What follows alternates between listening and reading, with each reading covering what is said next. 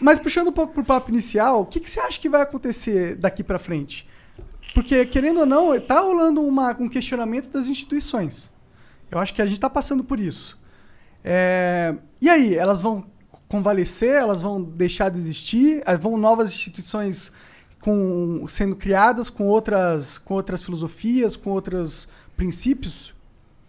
Não, primeiro, no caso da OMS, por exemplo, que você falou, essas instituições são novas, né? Se a gente pensar em termos de Igreja Católica, tem 2000 anos. Essa é uma instituição foda. Sim. Né? Não a OMS ou a ONU.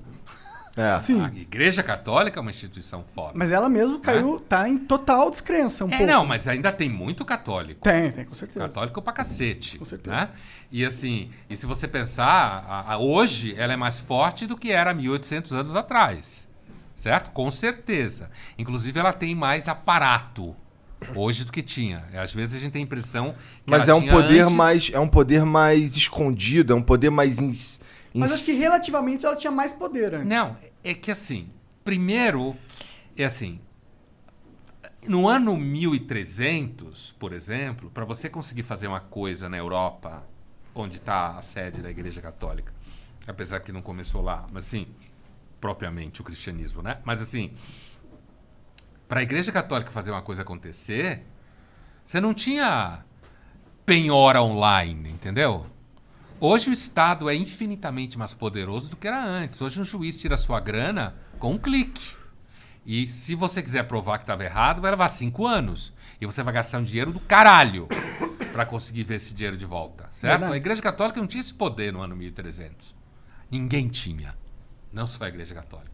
Então, às vezes, a gente tem uma imaginação que a Igreja Católica era muito poderosa na Idade Média, mas esse poder, ninguém tinha um poder como se tem hoje. Que você chega num lugar rápido. Compara com peste. A peste não viajava tão rápido como viajou o coronavírus. Porque não tinha avião. Como hoje você tem uma capacidade positiva de poder, como se fala, você vai lá e faz uma coisa acontecer, você vai lá e toma a terra de alguém, você vai lá e não deixa a pessoa entrar no lugar que não se tinha antes. A estrada, o cavalo, levava... Ninguém sabia quem era quem. Não se sabia quem era o rei. Você não sabia quem era o rei. O rei podia andar na rua e ninguém sabia, porque ninguém sabia a cara dele. Certo? Ninguém sabia. Ninguém sabia quem era tal pessoa. Porque você não tinha foto, você não tinha televisão, você não tinha como a imagem da pessoa viajar. Esse aqui é o rei, ó, tá vendo? Não tinha.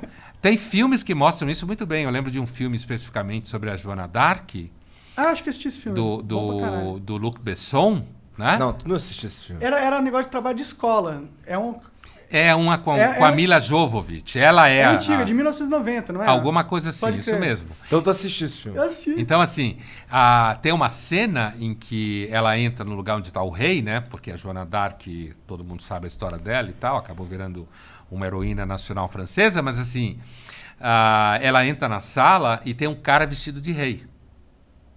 O rei era outro. Uhum. Mas eles fazem isso por quê? Porque ninguém sabia que era um rei, fora aquelas 5 pessoas que viviam ali.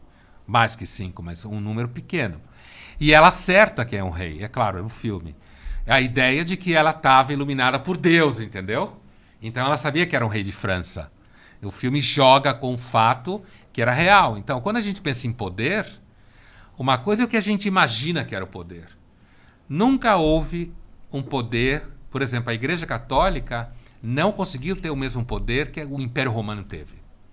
O Império Romano, para a época, teve um poder do cacete. Fez estrada, fez esgoto, fez aqueduto, montou esquemas de escola, certo? Organizado militarmente e tal. Então, quando você pergunta o que eu acho, quando fala da OMS, por exemplo, sei lá, daqui uns 5 anos, quando ninguém lembrar da pandemia, porque vai esquecer, como se esqueceu a gripe espanhola, talvez ninguém lembre que a OMS cagou, entendeu? Entendi. Talvez ninguém lembre. E talvez não tenha nenhuma outra estrutura que consiga lidar com todos os conflitos que existe, por exemplo, dentro do mercado da saúde. Porque o mercado da saúde só cresce.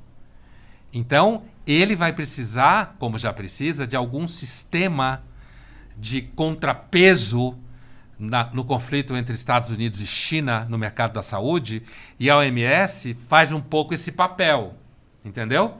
De fazer esse jogo político, de vez em quando dar vacina para pobre, como agora, certo? Porque o cara não tem acesso, aí ela faz uma presença com vacinas.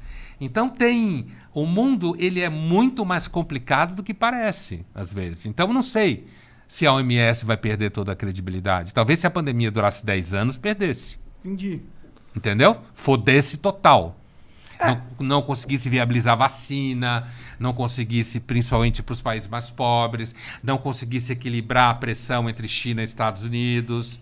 Mas como não deve durar, provavelmente, por causa das vacinas e isso seguramente já tem alguns sinais, né? Você pega, por exemplo, Netflix está começando a fazer temporada.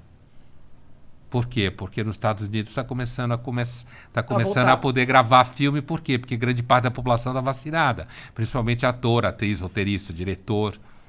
Então, significa que aparentemente está começando a ceder. O que é normal. Já cedia sem vacina. Sim. A gripe espanhola passou sem vacina. Sim. Né? Pode crer. Então, com vacina, é provável que ela comece a ceder. E aí o mundo começa a entrar... Voltar a como tava antes, quando ninguém nem mencionava OMS, essas porra. Eu tendo a ser um pouco... Eu tendo a ter outra visão, pra ser sincero. Eu acho que a gente começou um processo que não vai acabar tão cedo, sinceramente. Qual o processo de questionamento de instituições? Eu acho que a população, antes ela era totalmente coordenada pela mídia e o acesso à informação era totalmente limitado. E agora não é.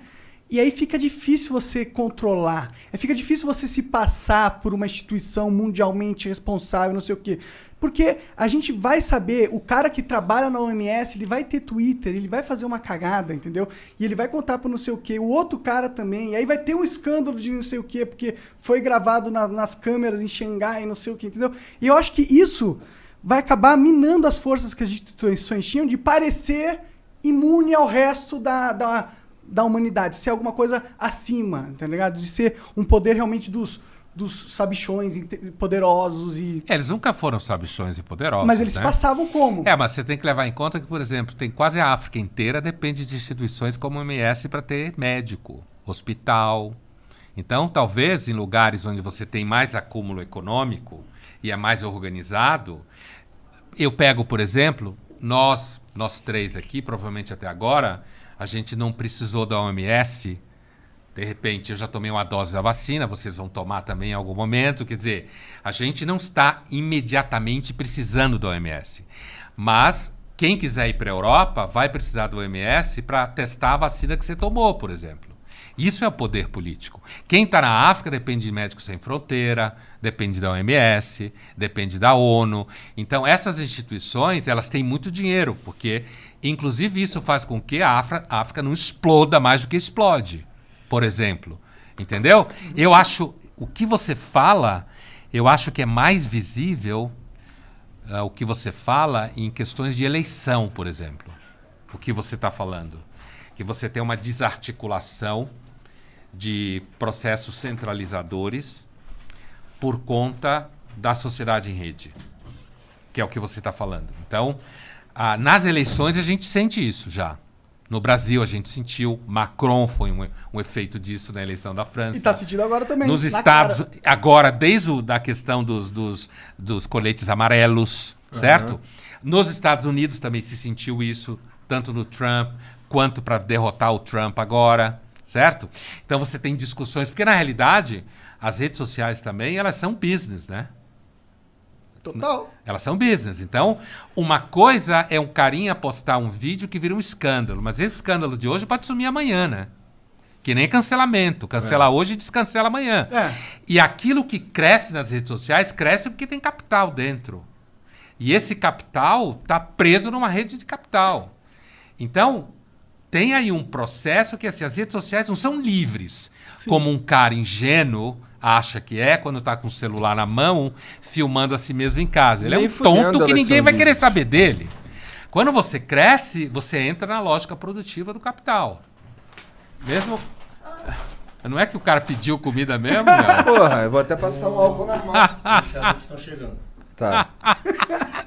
Pediu um charuto também. Vou levar pra casa, porque vocês não fumam essa merda. Eu vou fumar, porra. Porra nenhuma. Eu vou fumar sem saber fumar, mas eu vou fumar. Vai ficar vomitando na cara da mulher fumando charuto, porra.